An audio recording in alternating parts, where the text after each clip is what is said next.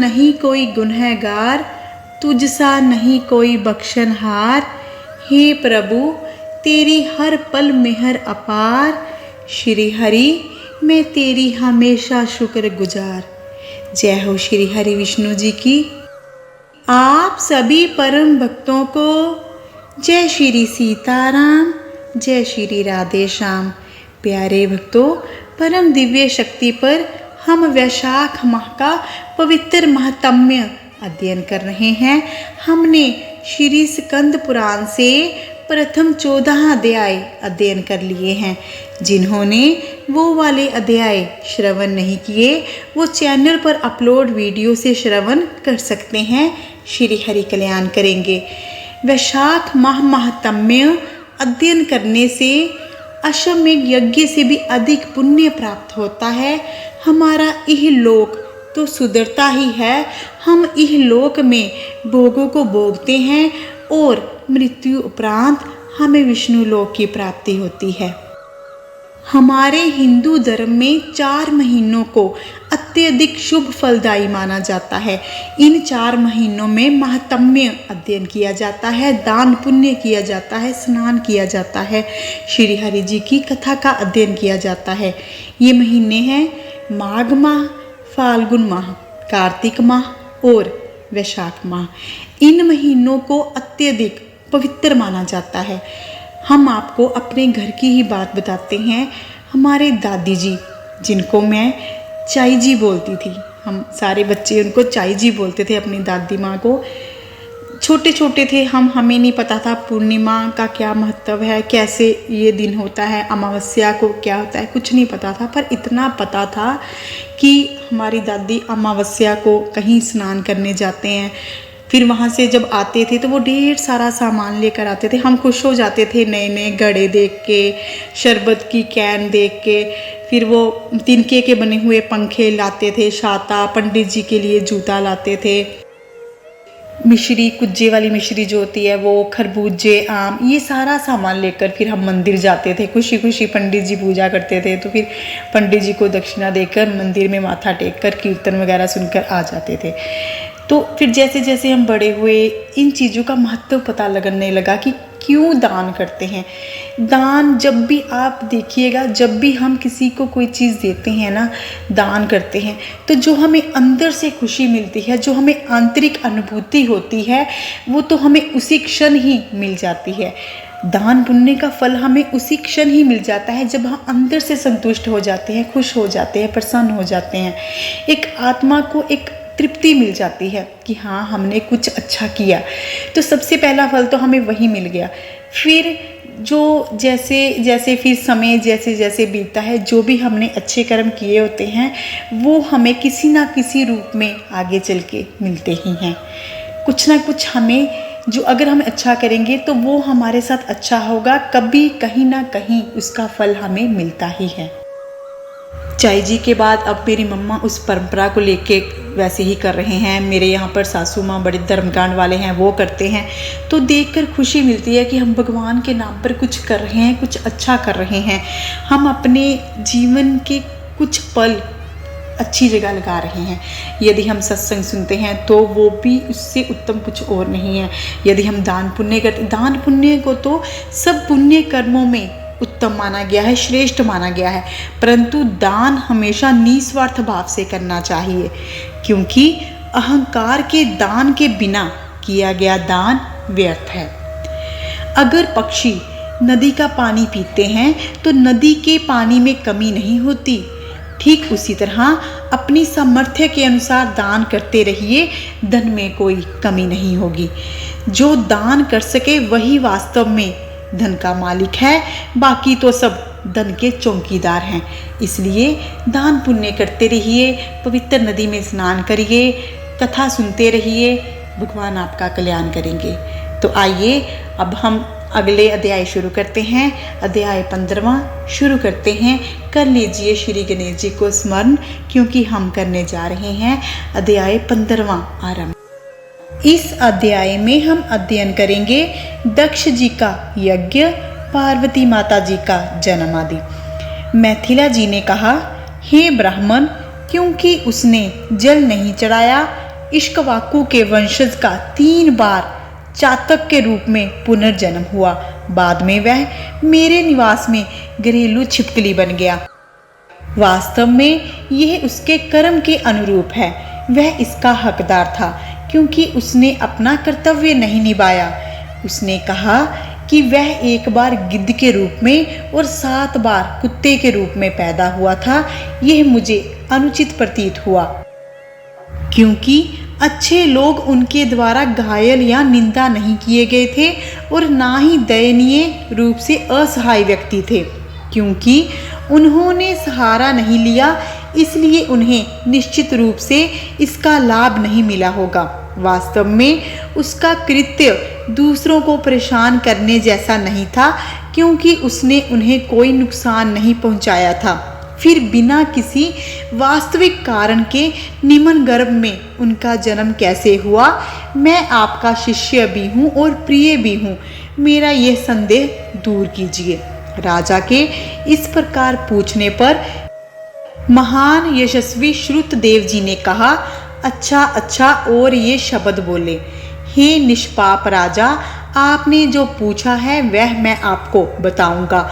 यही बात शिव ने कैलाश के निष्कलंक शिखर पर पार्वती जी को बताई थी। इन सब संसारों को बनाने के बाद उन्होंने उनके लिए जीविका के 2 तरीके विकसित किए। जीविका के दोनों तरीकों में से प्रत्येक के 3 कारक हैं। इस संसार में जल के माध्यम से सेवा, पके हुए भोजन के माध्यम से सेवा और औषधि के माध्यम से सेवा शामिल है। ये जो कुछ भी है, हे अत्यंत भाग्यशाली, वे ही इस संसार में जीविका के कारण हैं।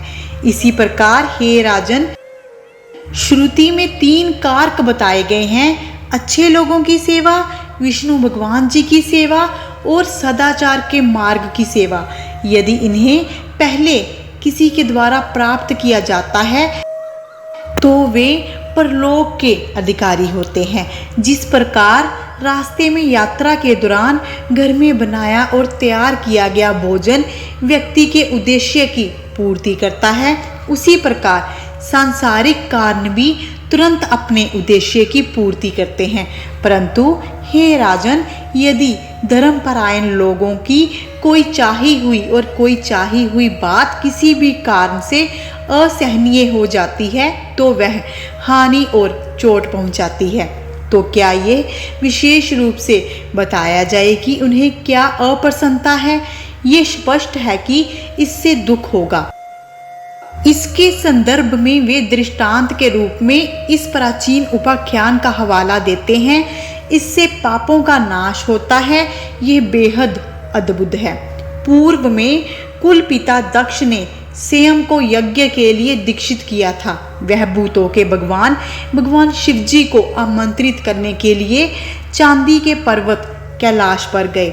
शंभु अपने दक्ष के कल्याण की इच्छा से उन्हें देखकर नहीं उठे। उन्होंने इस प्रकार सोचा, मैं सभी अमर लोगों का पितामह हूँ, मैं शाश्वत हूँ और केवल वेदों के माध्यम से ही पहुँच योग्य हूँ। इंद्र और चंद्र सहित ये प्रमुख सुर मेरे सेवक हैं जो मुझे श्रद्धांजलि देते हैं। स्वामी को सेवक को देखकर नहीं उठना चाहिए, पति को अपने पत्नी के लिए उठना नहीं चाहिए, गुरु को अपने शिष्य के लिए खड़ा नहीं होना चाहिए। ऐसा शास्त्रों के ज्ञाता लोगों का मत है। श्रुति यह भी कहती है कि गठबंधन विवाह के माध्यम से वरिष्ठता का कोई कारण नहीं है। जिसका बल, ज्ञान, तप की शक्ति और शांति अधिक होगी वह दूसरों में वरिष्ठ होगा। नीचे वाले नौकर होंगे। यदि स्वामी और अन्य वरिष्ठ स्नेह के अतिरेक से नौकरों और दूसरों को देखकर उठ जाते हैं तो उन लोगों की आयु, धन, यश और संतान तुरंत नष्ट हो जाती है। इसलिए मैं खड़ा नहीं होगा क्योंकि मेरे ससुर मुझे प्रिय हैं। इस प्रकार दक्ष के कल्याण को ध्यान में रखते हुए भगवान शिव अपने स्थान से बिल्कुल भी नहीं हिले। यह देखकर कि मृद उठे नहीं, प्रजापति क्रोधित हो गए। पहाड़ की बेटी के प्रभु के सामने उसने उसे कई तरह से निंदा की। हाय अहंकार, हाय! उस अशिक्षित दरिद्र व्यक्ति का अहंकार, एक बूढ़ा बैल जो केवल चमड़ी मात्र रह गया है, उसकी संपत्ति है, इसलिए वह खोपड़ी की हड्डी पकड़ता है। वह विधर्मियों के प्रति सुलभ है। भाग्य उसे कैसे शुभता दे सकता है, क्योंकि वह व्यर्थ ही घमंड करता है।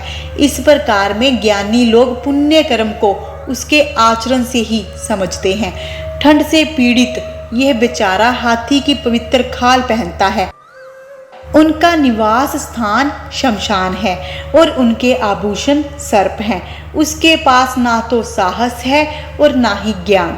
वे दोनों उससे दूर भाग गए थे, जो एक भेड़िए के बराबर है। वह हमेशा पिशाचों, भूतों, बुरी आत्माओं और अन्य दुष्ट प्राणियों के साथ घनिष्ठ निकटता और संगति में रहता है। उनके वंश के बारे में कुछ भी नहीं सुना गया। अच्छे लोगों द्वारा उनका सम्मान नहीं किया जाता। पूर्व में दुष्ट बुद्धि नारद ने मुझे गलत तरीके से उस पर विश्वास करने के लिए प्रेरित किया था।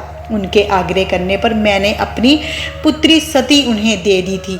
वह भी एक अलग धर्म का पालन करने वाली बन गई है। वह उसके घर में सुख से रहे।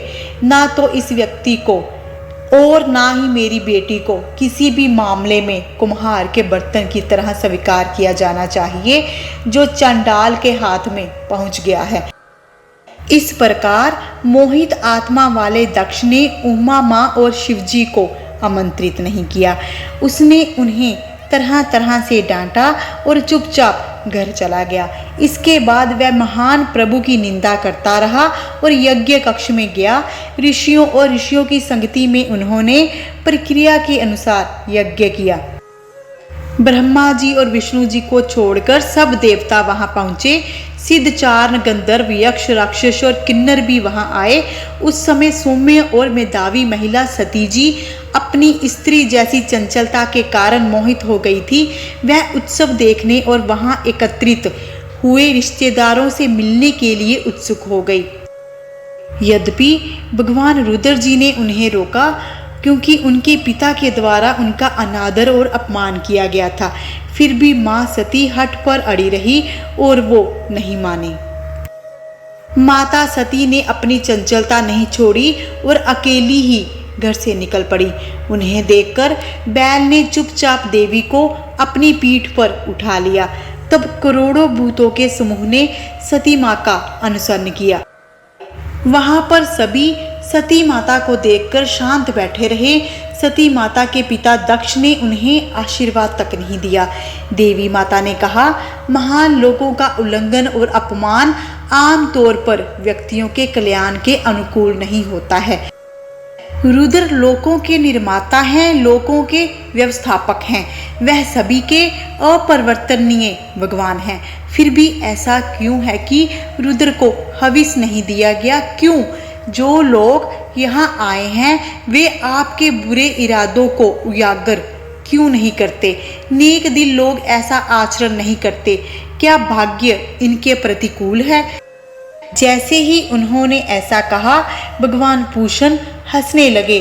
भृगु, जिनका शुभत्व नष्ट हो गया था, अपनी मूछें और दाढ़ी हिलाने लगे।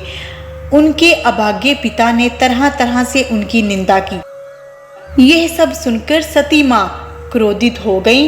इसे सुनने के लिए, प्रायश्चित करने के लिए सती माता ने अपने शरीर को वेदी के बीच में यज्ञ अग्नि में समर्पित कर दिया, जबकि सब लोग खड़े होकर देख रहे थे।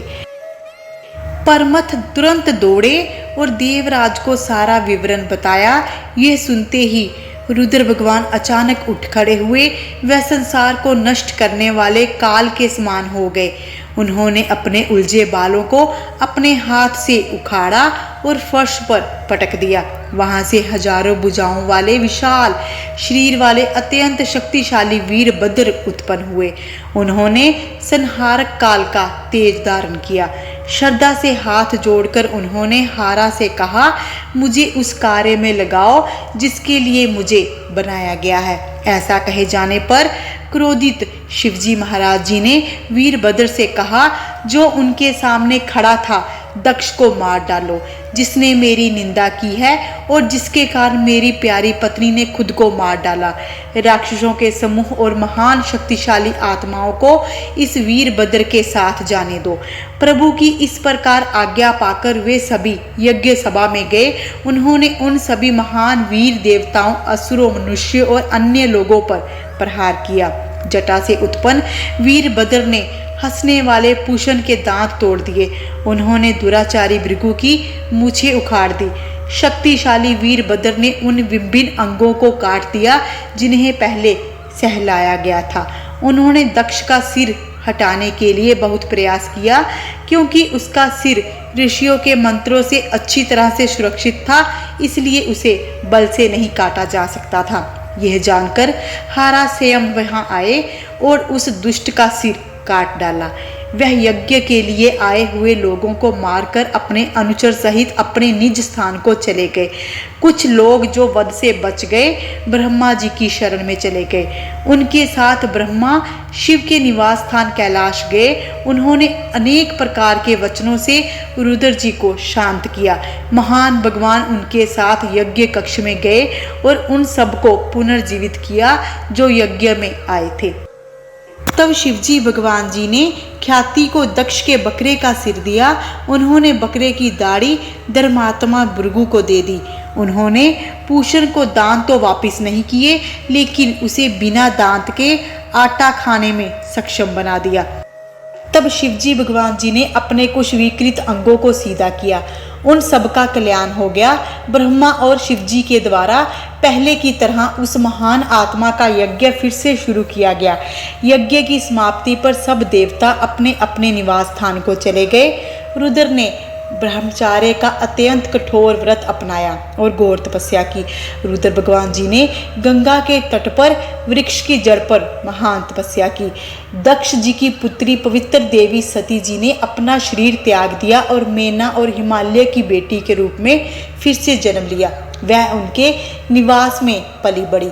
इसी प्रकार तारक नाम के महान असुर ने कठोर तपस्या के माध्यम से ब्रह्मा जी को प्रसन्न किया। उन्होंने यह वरदान प्राप्त किया कि उसे देवताओं, असुरों, मनुष्य और नागों द्वारा हथियारों और महान शक्ति की मिसाइलों के सभी समूह द्वारा नहीं मारा जा सके। रुद्र भगवान जी के पुत्र को छोड़कर दैत्य को कोई भी नहीं मार सकता था। ऐसा वरदान था जो लोकों के पितामह ब्रह्मा जी ने उन्हें ये कहते हुए दिया था, ऐसा ही होगा, क्योंकि रुद्र के तब कोई पुत्र नहीं था और कोई पत्नी भी नहीं थी। वरदान प्राप्त करके राक्षसों निवास स्थान पर वापस चले गए और लोगों को परेशान करना शुरू कर दिया। उनके निवास में फर्श आदि की सफाई के काम के लिए देवता उनके सेवक बन गए और देव स्त्रियां उनकी दासी बन गई। तब उनसे परेशान देवताओं ने ब्रह्मा जी की शरण ली। उनके द्वारा वर्णित उनके दुखों को सुनकर ब्रह्मा जी ने सूर्य से कहा, हे सूर्य, वरदान देते समय मैंने उस दुष्ट को वरदान दिया था कि उसे केवल रुद्र भगवान जी के पुत्र के अलावा कोई भी नहीं मार सकेगा। पूर्व में रुद्र भगवान जी की पत्नी माता सती जी ने यज्ञ में अपना शरीर त्याग दिया था। उनका हिमालय की पुत्री के रूप में पुनर्जन्म हुआ है। उन्हें पार्वती जी के रूप में जाना जाएगा। रुद्र हिमालय की चोटी पर घोर तपस्या में लीन है। जगत के स्वामी रुद्र भगवान जी को पार्वती जी के साथ मिला दीजिए। फिर देवों के भगवान देवेंद्र के निवास में पाक के दंड अधिकारी ने प्रमुख देवों के साथ परामर्श किया जो वहां इकट्ठे हुए थे। अपने कार्य की खातिर उन्होंने नारद और समर को याद किया। वे वहां आए। उन सबके साथ मिलकर काम ने शिवजी भगवान जी पर धनुष चलाए और उनके मन को व्याकुल कर दिया। मन में व्याकुल होकर शिवजी भगवान जी सोचने लगे, मेरा मन इस प्रकार कभी नहीं डगमगाया, इसका क्या कारण है? इसे किसके द्वारा अपवित्र किया गया है? इस प्रकार चिंतित होकर वह मुड़े और काम को अपनी ओर देखा। बड़े क्रोध के साथ उन्होंने माथे पर अपनी आंख खोली और उनकी आंखों से समस्त लोगों को भयभीत करने वाली एक दधकती अग्नि निकली, जिसने मनमथ को धनुष के साथ ही तुरंत जला दिया। देवता वसंत और रति स्वर्ग की ओर भाग गए। जो व्यक्ति अप्रिय कार्य करता है उसके मामले में इससे भी बदतर की उम्मीद की जानी चाहिए। इसलिए इक्ष्वाकु के वंशज मंद बुद्धि, जो हमेशा संतों के प्रतिकूल थे, ने अच्छे लोगों की सेवा का अनुष्ठान नहीं किया जो उनके स्वयं के कल्याण के लिए अनुकूल होता। उन्हें अत्यंत दुख का अनुभव हुआ और आगे चलकर उनका जन्म निचले स्तर के प्राणियों में हुआ। अतः मनुष्यों को अच्छे लोगों की सेवा करनी चाहिए, जिससे सभी उद्देश्य सिद्ध होते हैं, क्योंकि उन्होंने रुद्र भगवान जी को अप्रसन्न करने वाला कार्य किया था। समारा को अपने अगले जन्म में दुखों को भोगना पड़ा। जो लोग दिन रात इस पुण्य कथा को सुनते हैं वे निसंदेह जन्म, मृत्यु, बुढ़ापे आदि से मुक्ति पा लेते हैं। जय हो श्री हरि विष्णु जी की। वैशाख माह महात्म्य श्री स्कंद पुराण अध्याय 15वां समाप्त हुआ। अगला अध्याय शुरू करेंगे। इस अध्याय में हम अध्ययन करेंगे कुमार कार्तिकेय जी के जन्म के संबंध में। मैथिला जी ने कहा, हे पवित्र महोदय, काम जो जला दिया गया था उसका दोबारा जन्म कैसे हुआ? अपने कर्म के अनुसार उन्हें कौन सा दुख भोगना पड़ा? हे ब्राह्मण, यह बात मुझे बताओ, मुझे सुनने की उत्सुकता है। श्रुतदेव जी ने कहा, आपको कुमार के जन्म का वर्णन करूंगा, जिसे सुनने पर पापों का नाश होता है। यह प्रसिद्धि और पुण्य के लिए अनुकूल है। यह पुत्र प्रदान करने वाली और समस्त व्याधियों को नष्ट करने वाली कथा है। जब काम को शंभु ने मार डाला था तो उनकी रति नाम की पत्नी अपने पति को अपने सामने राख में जलता हुआ देखकर बेहोश हो गई थी। मुहूर्त में ही वह होश में आ गई और अनेक प्रकार से विलाप करने लगी। उनके करुण विलाप से वन भी उतना ही दुखी हो गया। वह अपने शरीर को अपने स्वामी की चिता में त्यागना चाहती थी। आवश्यक कार्य पूरा करने के लिए उन्होंने अपने पति के साथ माधव को याद किया। वह महान स्वामी नायक की पत्नी की ओर से अंतिम संस्कार की व्यवस्था करने आए थे। अपने मित्र को देखकर वह थोड़े से घबरा गए और बेहोश होने लगे। फिर उन्होंने अनेक प्रकार के शांत शब्दों से रति जी को हौसला दिया। हे सज्जन महिला, मैं आपके लिए एक बेटे की तरह हूँ। आपका शरीर त्यागना उचित नहीं है, जो धर्म प्राप्त करने का साधन है। इन और विभिन्न तरीकों से शांति के उन शब्दों के बावजूद उन्हें जीवित रहने की कोई इच्छा नहीं थी। हालांकि रति जी को वसंत द्वारा भी रोका गया। उनके दृढ़ निर्णय को देखकर वसंता ने नदी के किनारे उनकी चिता सजाई। उन्होंने दिव्य नदी गंगा जी में डुबकी लगाई और अनुष्ठान किए। उन्होंने सभी इंद्रियों को वश में कर लिया और अपने मन को आत्मा में केंद्रित कर लिया। वह चिता पर जाने के लिए तैयार हो गई। तभी एक अव्यक्त आवाज सुनाई दी, हे प्रतिव्रता स्त्री, अग्नि में प्रवेश मत करो। आपके पति का 2 बार पुनर्जन्म होगा, एक बार हर से और बाद में विष्णु से यादव के रूप में होगा। वहां बाद की स्थिति में वह महाविष्णु कृष्ण और रुक्मणी जी के पुत्र प्रद्युम्न के रूप में जन्म लेंगे। ब्रह्मा जी के शाप के कारण तुम शंबर के लोक में रहोगे। आप प्रद्युम्न नामक अपने पति के साथ एकाकार हो जाएंगी। इतना कहकर आकाशवाणी बंद हो गई। उस आवाज को सुनकर जिसने मरने का निश्चय किया था उसने अपना निश्चय छोड़ दिया। जब हारा ने उनकी ओर से काम करते हुए काम को मार डाला तो देवता भी वहां आ गए। रति के कृत्य को देखकर गुरु बृहस्पति जी, इंद्र जी और अग्नि जी के नेतृत्व में सुरों ने महान वरदानों के माध्यम से उस पवित्र महिला को ऐसा करने से रोका। इस प्रकार उन्होंने उन्हें आत्महत्या करने से रोका और उन्हें धर्म कर्तव्यों के बारे में सलाह दी। पिछले कल्प में वह सुंदर नाम का राजा था। वह एक महान स्वामी थे। तब आप अकेले ही उनकी पत्नी थी, लेकिन रजोगुण का एक भ्रमित अंतर संबंध पैदा कर दिया। इसी के कारण तुम्हारी यह दुर्दशा हुई। अब प्रायश्चित संस्कार करें। वैशाख माह में प्रातःकाल गंगा स्नान करें, दिव्य कथा सुने। हे सुंदरी, इस पवित्र कृत्य से और वैशाख माह के अनुष्ठानों से आप अपना पति अवश्य प्राप्त कर लेंगी, इसमें कोई संदेह नहीं है। इस तरह उन्हें वरदान देने के बाद देवता जिस तरह से आए थे उसी तरह वापिस चले गए। उस सज्जन महिला काम की पवित्र पत्नी ने कठिनाई पर विजय पाने के लिए जब सूर्य मेष राशि में थे तब गंगा जी में पवित्र डुबकी लगाई। हे महान राजा, उस पुण्य कर्म की शक्ति से उसे तुरंत काम का दर्शन हो गया। काम जिनकी शक्ति संसार में अप्रतिरोध्य है। पूर्व कल्प में एक राजा थे, वह पवित्र संस्कारों के प्रति समर्पित थे, लेकिन उन्होंने वैशाख माह के लिए निर्धारित महान पवित्र अनुष्ठान नहीं किए, इसलिए समारा को अपने शरीर के विनाश का सामना करना पड़ा। हालांकि वह परमात्मा के पुत्र थे। यदि वैशाख का महीना जब सूर्य मेष राशि में हो व्यर्थ व्यतीत होता है तो देवताओं को भी ऐसी ही दुर्दशा का सामना करना पड़ता है। मनुष्य के मामले में तो यह और अधिक है। बाद में जब 3 आंखों वाले भगवान जी गायब हो गए तब पर्वत की बेटी हताश हो गई।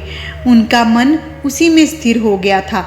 पवित्र संस्कारों का पालन करते हुए वह तपस्या करने के लिए गंगा के तट पर गई।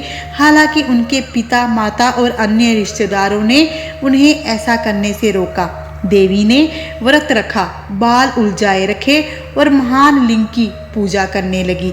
दैवीय गुणों के अनुसार 1000 वर्ष के अंत में महेश्वर उनके सामने प्रकट हुए। भगवान एक धार्मिक शास्त्र का रूप धारण करके शाम के समय कुटिया के द्वार पर आए। विभिन्न प्रकार से शब्दों के द्वारा उन्होंने पार्वती जी के मन की स्थिरता को जान लिया जो उन पर टिकी हुई थी। महान भगवान जी ने कहा, हे सज्जन महिला, एक उत्कृष्ट वरदान चुनो। उत्कृष्ट चेहरे वाली उस महिला ने रुद्र जी से अनुरोध किया, आप मेरे पति बने। वही वरदान देने के बाद उन्होंने सप्त ऋषियों का स्मरण किया। वे आए और उनके सामने श्रद्धा से हाथ जोड़कर खड़े हो गए। भगवान जी ने ऋषियों को निर्देश दिया कि वे अपनी ओर से हिमालय से उनकी पुत्री का हाथ मांगे। भगवान जी की इस प्रकार आज्ञा पाकर वे अपनी पुत्री की खातिर हिमालय के निवास की ओर आगे बढ़े। वे 10 दिशाओं को प्रकाशित करते हुए वायु मार्ग से यात्रा करते हुए हिमवान के लोक पहुँचे। पर्वत ने सभी 7 ऋषियों का स्वागत किया जो ब्रह्म ज्ञानियों में सबसे उत्कृष्ट थे। उन्होंने उन सभी की विधिवत पूजा की और फिर जब वे आराम में बैठ गए तो उनसे कहा, मैं धन्य हूँ। मुझे लगता है जब से आप लोग मेरे धाम आए हो मैंने अपना सारा काम पूरा कर लिया है। मैं आपके आगमन को अपने जन्म का कल्याणकारी फल मानता हूँ। जिन महान अनुभवों ने अपने सभी उद्देश्यों को साकार कर लिया है उन्होंने हमारे लिए करने के लिए कुछ भी नहीं छोड़ा है। फिर भी मुझे बताओ कि अब मुझे क्या करना चाहिए। ऐसा कहने पर उन्होंने महान पर्वत हिमावन से कहा, हे पर्वतों के देवता, निश्चित रूप से आपके द्वारा अपने लिए उपयुक्त कथन दिया गया है। हम अपनी समृद्धि के लिए अपने आगमन की वस्तु का उल्लेख करते हैं। आपकी पार्वती नाम की पुत्री पहले दक्ष की पुत्री सती थी। यज्ञ में अपना शरीर त्याग देने के बाद उन्होंने आपके घर पुत्री के रूप में पुनर्जन्म लिया। तीनों लोकों में शंभु के अलावा कोई भी उनसे विवाह करने में सक्षम नहीं है। यदि आप अनंत लाभ चाहते हो तो उस देवी को आपको शंभु को देना होगा। आपके पिछले हजारों जन्मों के दौरान आपके द्वारा अच्छे और सराहनीय कर्म किए गए हैं। सौभाग्य से अब वे फलीभूत हो गए हैं। उनकी बातें सुनकर महान पर्वत मन में अत्यंत प्रसन्न हुए। उन्होंने फिर से ये शब्द बोले, मेरी बेटी शाल के वस्त्र पहनकर और उपवास करके गंगा के तट पर बहुत कठिन तपस्या में लगी हुई है। वह शंभु जी को पति के रूप में पाने की इच्छुक है, इसलिए उन्हें पसंद आएगा यह प्रस्ताव। मेरी बेटी उस नेक दिल 3 आंखों वाले भगवान जी को दे दी जाएगी। हे पवित्र सज्जनों, कृपया जल्दी से उस स्थान पर जाएं जहां शंभु महान भगवान जी मौजूद हैं। उनसे कहो, हिमावन द्वारा प्रेम पूर्वक अर्पित की गई बेटी को स्वीकार करो। हिमावन के ऐसा कहने पर वे उनसे विदा लेकर शिवजी के पास गए। लक्ष्मी जी सहित सभी महिलाएं और विष्णु जी सहित सभी देवता, 6 माताएं, ब्रह्मी, कुमारी, वैष्णवी, वराही, इंद्रानी, चामुंडा इन समारोह को देखने आईं। अमर लोगों के सभी समूहों, ऋषियों और माताओं और परमथों के समूहों के साथ शिव अपने बैल पर बैठकर निकले। ऋषियों ने वैदिक मंत्रों का जाप किया। इस प्रकार शिवजी ने हिमालय नगर में प्रवेश किया। एक शुभ मुहूर्त और एक शानदार लगन में पर्वत जी ने अत्यंत प्रसन्न मन से विवाह कर दिया। समय आने पर एक दिव्य बालक कुमार का जन्म हुआ, जिन्हें कार्तिक जी के नाम से जाना जाता है। जय हो श्री हरि विष्णु जी की। श्री हरि विष्णु जी का श्री स्कंद पुराण से अध्याय 16वां समाप्त हुआ। जय हो श्री हरि विष्णु जी की।